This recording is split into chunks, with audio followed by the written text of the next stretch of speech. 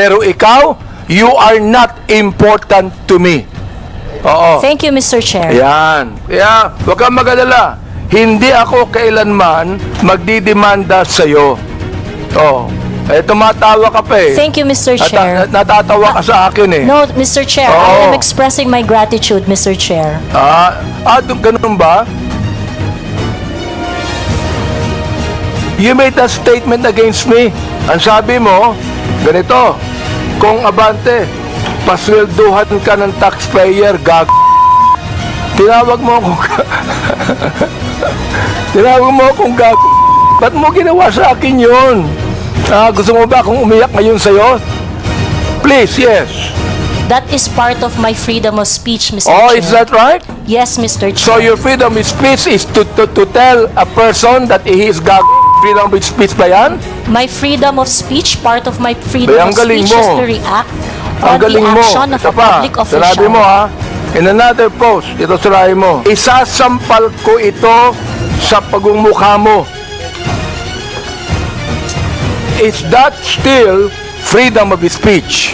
Yes, Mr. Chair. Ganon. If I tell you right now, sasampalin kita, freedom of speech yan. That's part of your freedom, Mr. Chair. Pag sinampal kita, hindi na freedom of speech yan. Of course, sir, it's overt Hindi action na. already. Ang galing.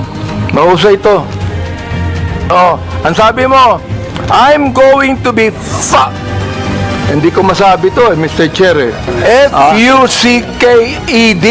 Prepared.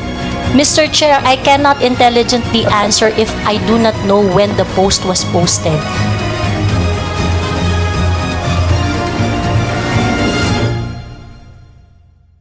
You can post something today and you forget that tomorrow. Am I right? That is correct, Mr. Chair. That's very likely. You hated me. Hindi pwedeng sabihin mo sa akin na you love me. Is that the person that you said that you love me? I love you, and because of that, isasampal ko ito sa'yo. At the very most, I do not like your performance as a member of the 19th Congress. But hate is such a powerful word, Mr. Chair. If you think that you are violated by my exercise of my freedom, you would have your right and No, be in court. don't worry. I'm not going to charge you. If I charge you in court, matatalo ka eh. Pero hindi. Kayo po mga vlogger natin, do you agree with what Miss Joey Cruz said? I'm a bit forgiving on those, Mr. Chair, because sometimes people are so expressive that we tend to say things. And I could cite your example on the last hearing. You mentioned something as well. Gusto kong sabihin ngayon, Mr. Chair, publicly. Ikaw ang tanga. Binalik ko lang sa kanya eh. Siya ang unang nagsabi. Nasa public eye din po kami. Gaya po ninyo.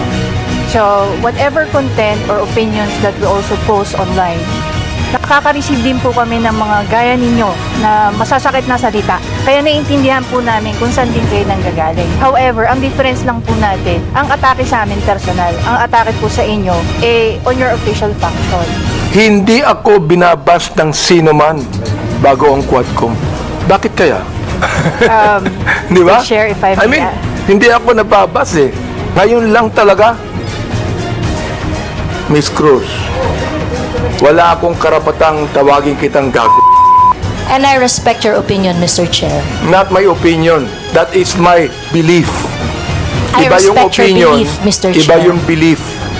Marami ring bashing ang binigay ni Miss Cruz kay Congressman Ace Barbers eh.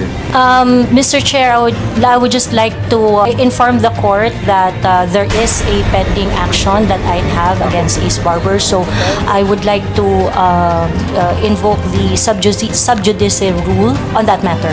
Wala namang kasong pinail eh. No, Mr. Chair, I filed a libel suit against Congressman Barber. Kay Ace Barbers. Yes, Mr. Chair. Oo. Huwag ka na mag-file ng libel suit sa akin. Wala naman akong sinabing masama sa iyo.